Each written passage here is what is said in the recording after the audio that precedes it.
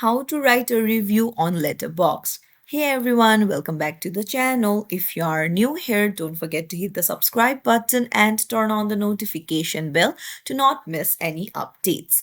So let's dive right in. Start by opening up the browser and then head over to the Letterboxd website. Now, once you're logged in, just search for the movie or tap on the film page to open it. And then once you open it, you will be able to see review or log option. Just tap on it and this will open up a text box where you can add your review.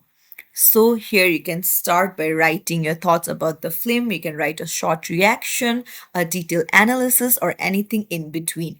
There's no strict word limit, so you can keep it concise or go in depth depending on your style. And if you would like, you can also add a star rating at the bottom. You can even hit like, and then you can even put in tags if you want to.